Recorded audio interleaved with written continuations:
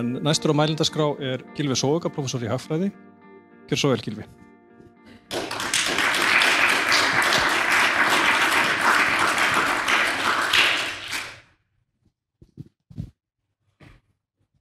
Takk fyrir boðið. Þetta mjög þarft framtak vegna þess að ákvarðanir í sóttvörnum hafa áhrif á efnahagslífið. Svo það gott að fólk tali saman og mismunandi sjónarmið komi fram. En hagfræðin á bak við allt sem sagt í dag það kallast ytri áhrif. Að þegar Jóhannes Þór rekur hótel og fær mann frá Bergamo í heimsókn, hann borgar Jóhannesi fyrir gistinguna. Hann glaður að hafa komið hingað, en ég hitt hann á leiðinni. Ég smitast.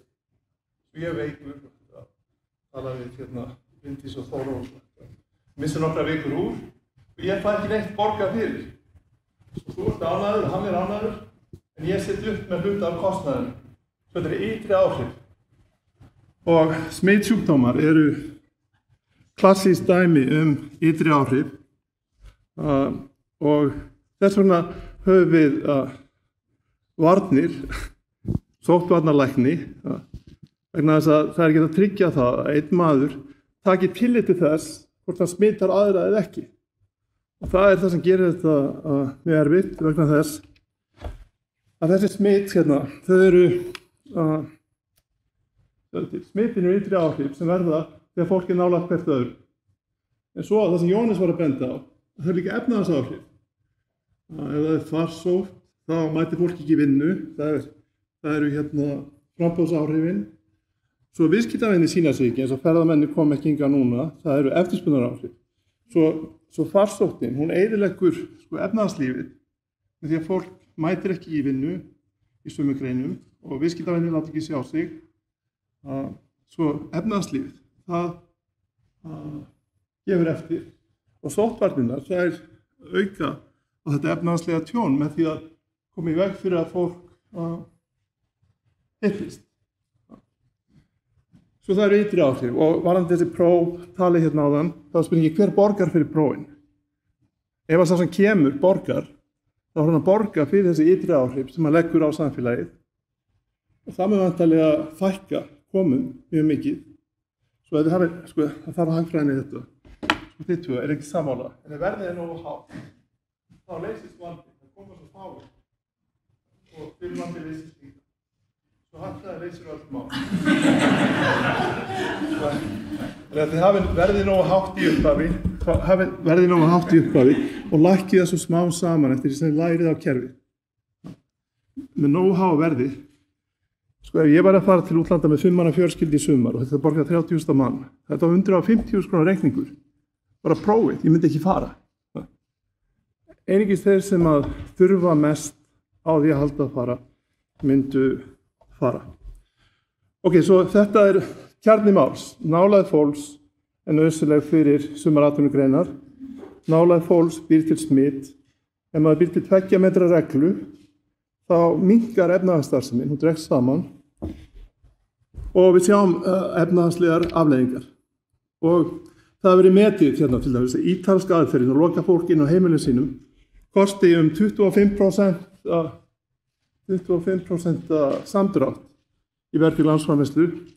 Það sem við sjáum með samkomum banni og 2 metra reglunni getur kostað 10% af vergri landsframleiðslu. Svo þá tala 90% hagkerfið, það búið í 90% hagkerfið þar sem að farsótt viðloðandi, fólk hrætt við að smitast. Það mætir ekki á sumar staði forðast fjölmenni og þannig verður þetta tjón til. Og hérna sjáum við annars vegar smittkúrfuna sem vorum að sjá áðan og svo samdrátt í efnahagslífinu fyrir neðan. Þegar sjúkdómurinn magnast þá dregst efnahagslífið saman. Síðan kemur Þórólfur til sögunar og hann segir, þetta of bratt. Hérna eru tilbyggin orðið svo mörg að heilbrigðiskerfið ræður ekki við alla þessa sjúklinga. Svo við komum smitt, farsjúkdóma varnirnar. Og það búið til aðra kurvu sem við sáum áðan og mjög brött, við komum niður og brött við förum upp. en þá fjöldi smita, hámarksfjöldi smita, hann lækkaður. En það sem gerist við þessar smitvarnir, sjúkdómavarnir, að efnahagslífið gefur meira eftir. Og þá sem við sjáum, þá erum við að fórna efnahagslífinu fyrir þessar varnir, svo heilbrigðissjónarmiðin ráða og síðan gefur efnahagslífið eftir. Í þessu 90% hagkerfi, þar sem að annaðhvort farsótt að gangi yfir eða hún viðloðandi, þá er hagkerfi orðið annars konar heldur en var áður. Það brothætt tilvera, þessi allt getur gerst. Þessi farsótt getur tekið sig upp í haust eða ekki, hún getur verið skæðari eða veiran getur dáið út. Það óvissa framtíðina, það áhrif á fjárfestingu, það áhrif á hvort ný fyrirtæki verða til og svo framvegis. Borgir verða ekki eins eftirsóknarverðar. Við má forðast borgir og fasteignaverðið sem stórborgum lækkar, fólk sækir út í dreifbýlið. Það myndast ójöfnuður vegna þess að fólk í sumum greinum missi vinnuna, þessi þjónustugreinar eins og ferðaþjónusta gefur mjög mikið eftir á meðan fólk í öðrum greinum heldur vinnu. Þeir sem geta unnið heima, þeir hafa það gott, hinir sem að þurftu að vinna á hótelum eða veitingastöðum missa vinnuna. Svo það er ójöfnuður og langvarandi atvinnuleysi þeirra sem voru í þessum greinum sem gefa eftir. Svo óvissa, brothætt tilvera, erfitt að skipuleggja fram í tíman og ójöfnuður. Það er atvinnugreinar sem blómstra í þessu kerfi og við sjáum það í dag í okkar þjóðfélagi að það er ekki allt hérna í molum. Það segja að þjónustu og erlenda ferðamenn, hún er stopp en iðnaðarmenn hafa nóg að gera. Verslanir sem flytja inn vörur til þess að byggja hús og gera við hús hafa nóg að gera. Byggingareinar er ennþá í lagi. Sjávarútvegur, hann hefur aðeins gefið eftir, hann er samt í lagi.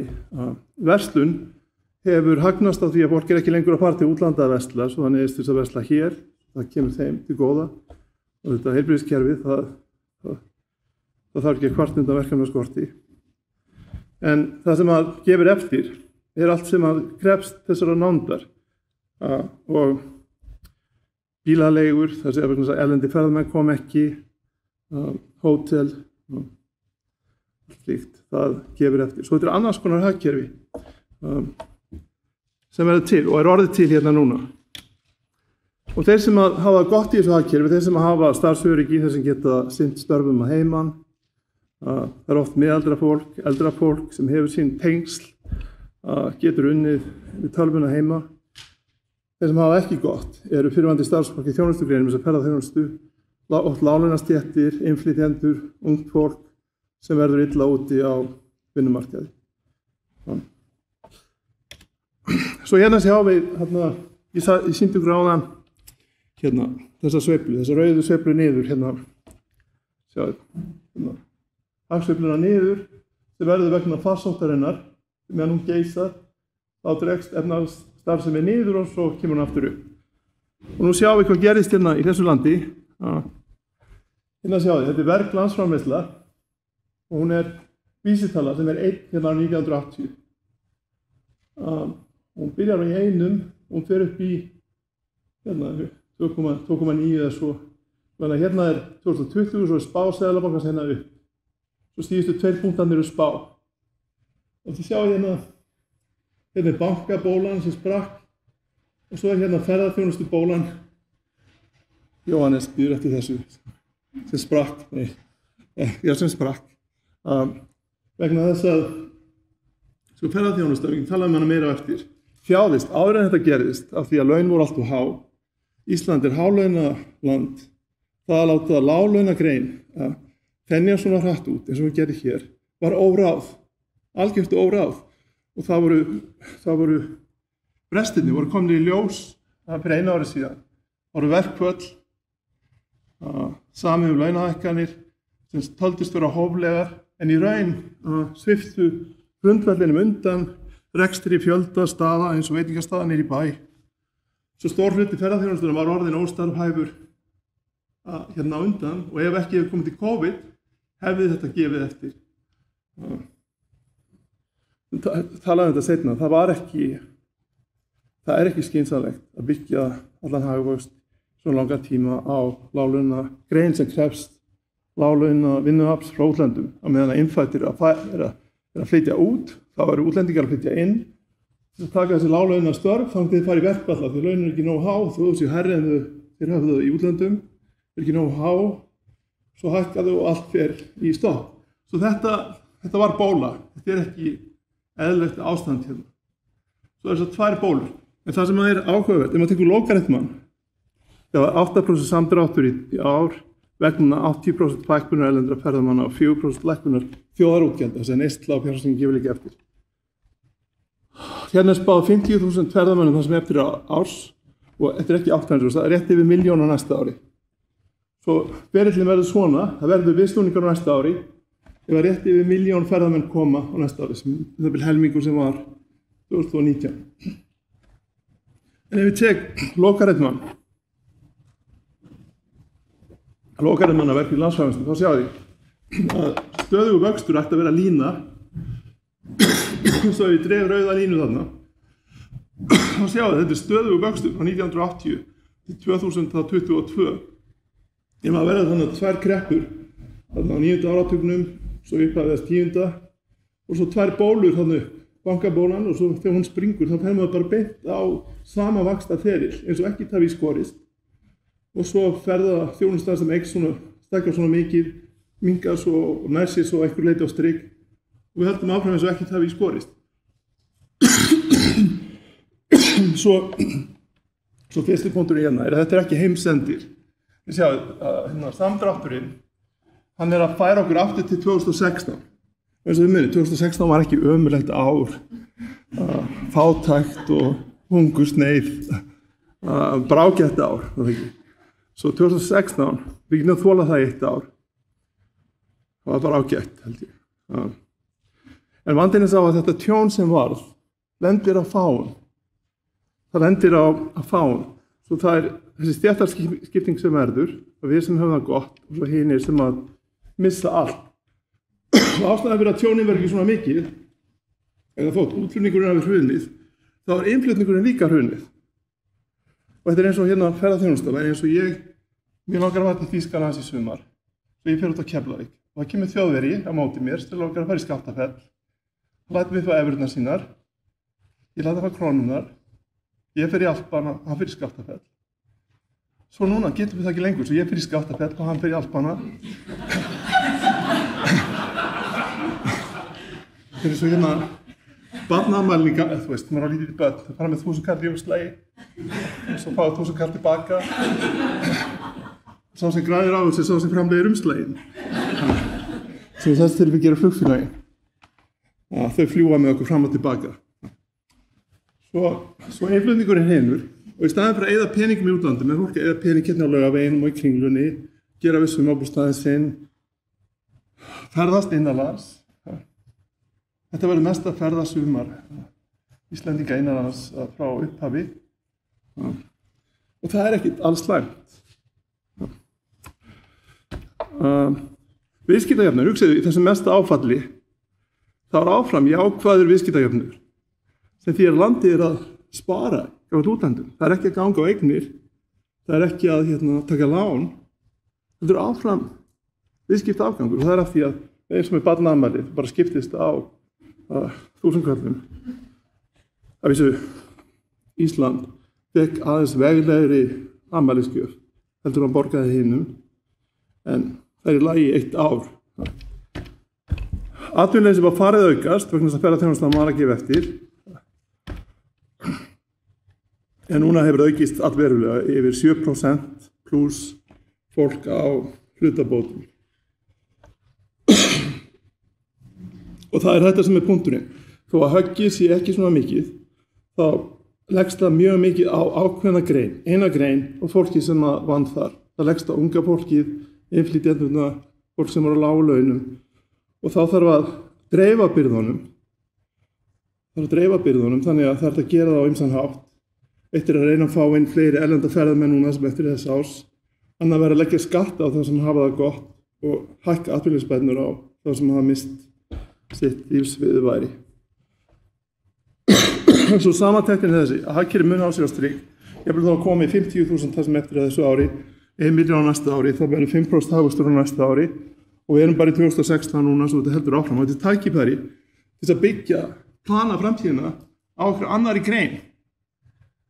Búa til hérna atvinnulíf sem býr til störf sem borgar betur. Þetta sé ekki láglaunaland. Þetta er tækifæri. Varðandi opnunina, ef við ætlum að bjarga þessum fyrirtækjum, flugfélögunum, hótelum í Reykjavík, öllum þessum fyrirtækjum sem orðið fyrir tjóni núna, með því að opna landið, það eykur að hagvöxt. Það bætir ástandi að koma erlendi ferðamenn inn. En það versnar, ef eina sem gerist að Íslendingar fara út til þess að versla í London og París, bara ekki á Laugaveginn heldur til London, þá það verra. Og það stefnir öllu í voða ef að opnunin verður til þess að farsótt kemur aftur í haust. Svo að taka ákveðna áhættu sem þið að tala það getur við veitum ekki hver áhrifin verða, kannski sennilega kom ekkert margir inn. Sennilega skiptir þetta ekkert svo miklu máli. Tala ekki ef að erlendu ferðamenn þurfa að borga, hver mun gera það, borga 30.000 krónur á mann, þú varst í Íslands vitandi þá getur enda í sóttkví í 2 vikur. Þetta er ekki mjög og vant veður þar á hana. En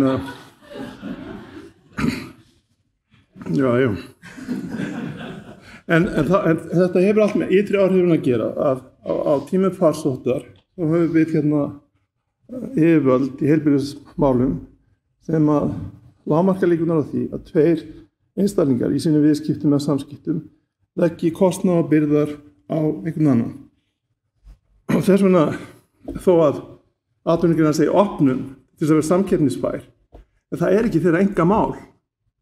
Eins og við sjáum, nú talum ferðir í Alpana í janúar, þar höfðu miklar afleiðingar fyrir börnin með athyglisbrest fyrir allt þjóðfélagið. Þetta var ekki enga mál. Þess vegna verður aðeins að hafa stjórn á þessum málum. Við skiljuðu óvissu, nú talum mikla óvissu hérna, þá mikilvægt að taka smá skref. Þegar við vitum ekki hver framtíðin þessi veira, hún getur verið skæðari eða dáið út eða eitthvað, þá myndum að segja, taka fá skref, svo opna hægt, svo að sýst að stoppa ef eitthvað slæmt kemur fyrir, vitandi það að þetta hagkerfi mun á sér á strik og lífskjörin hérna eru bara mjög góð. Passið á þessu hópa sem hafa farið illa út úr þessu með okkar velferðarkerfi og við munum sigla vel út úr þessu öllu saman. Og ef farsóttin endar núna í haust, þá verður þetta mjög snar viðsnúningur og atvinna mun fljótt að ná sér á strik aftur. Svo 3 punktar sem ég er búin að því að fundirnir eitthvað var svo frábæri í vor. Það sem vantar á efnahagsliðinni að kannski einu sinni í viku að hálfsmánaðarpresti og Tómas hérna að hafa svona sambærilega fund til að kynna aðgerðir í efnahagsmálum, því allir sem reka fyrirtæki að þið geti spurt spurninga og kynnst kerfinu sem verið að búa til þess að bjarga atvinnu og þessum fyrirtækjum. Þeir verða sannlega ekki eins góðir, Tómas, hann getur hægt á eins góða, og svo útlönd með svona hópa hagfræðinga sem að fara yfir reynsluna til að reyna að læra af reynslunni að hvaða aðgerðir valda minnstu tjóni á efnahagslífinu. Það væri mjög gagnlegt að hafa slíkan hóp og það áviðum Alþingi að taka þessu ákvarðanir sem hafa hagfræðilega áhrif. Þið fá enga þjónustu að meta hagfræðina á bakvið.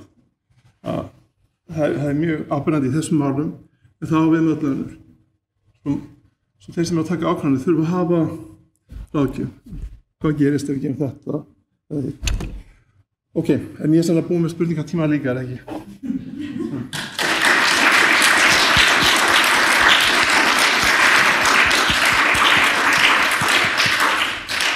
Kærar þakkir, Gylfi. Já, það er rétt að við erum eiginlega búin með fyrirspurnatíman, en ef það ég ætla að leyfa eina fyrirspurn, Jóhannes, gjör svo vel. Já, góðan sæl, takk fyrir þetta, Gylfi. Það er alltaf gaman að heyra hvernig þú setur upp hlutina og áhugavert. Við ræðum þetta með bóluna yfir kaffibolla einhvern tímann. Mér langaði að spyrja þig varðandi því þyrfti ég náttúrulega heilan fyrirlestur til þess að fara yfir ýmislegt sem ég hefði áhuga á að ræða en kannski varandi hagvöxt á næsta ári því að nú sjáum við það að það verður lítill vöxtur í ferðaþjónustu á þessu ári eins og búin að fara vel yfir. Nú gert ráð fyrir hagvexti á næsta ári. Við erum með mjög stóra þjónustugrein sem að við viljum að vaxi sjálfbært og mun held ég gera það með sjálfbæri hætti, þar að segja ekki með jafn stórum veldisvexti hún gerði síðustu 10 ár, augljóslega en það var ekki von á því hvort þið var. En hver stór þáttur í þessum vænta hagvexti eins og kom fram á línurítinu hjá þér áðan, hver stór þáttur mikilvægi vaxtar í ferðaþjónustu í þeim væntingum? Sko það gert ráð fyrir rúmlega 1 milljón ferðamönnum á næsta ári.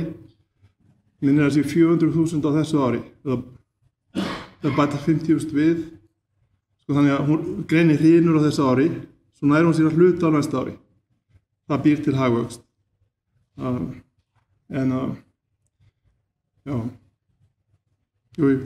er svarið. En eitt orðið. Og það sem að þetta land, eins og við talum áðan, býr af því ykkur tók svo vel upp í vor, þá er þetta eins konar samfélagslega gæði að geta búið og lifa náttúrulega eðlilegu lífi. Og kostnaðurinn við þessar sóttvarnir í vor, miðað við það sem við erum að sjá í hinum löndunum, var mjög lítill. Þessi efnahagslegu kostnaður af farsóttinni það var aðalega því að farsótt í heiminum og þessir erlendu ferðamenn kom ekki hingað. En innri kostnaður, og það er þessi sálfræðilegi kostnaður sem þetta lýsa, en kostnaður efnahagslífsins af innlendu sóttvörnum var held ég miklu minni hér heldur en annars staðar, því að fólk var ekki lokað heima hjá sig og miklu stærri hluti atvinnulífsins hélt áfram. Svo þá, ef þetta plana næsta vetur, þá skiptir máli að reyna að varðveita þessi samfélagslegu gæði sem við höfum svo rendum ekki aftur í klippinu sem þetta lýsa áðan og hafa þessa samræðu þannig að þið séu ekki að hugsa um efnahagsþættina, þið hugsa um sóttvarnir og láti okkur hitt og svo vinnum við saman. Það sé ekki að taka sénsa af því ég haldi að efnahagslífið sé að fara á hliðina, fyrst að eiga samtal um það. Ok. Kærar þakkir, Gylfi.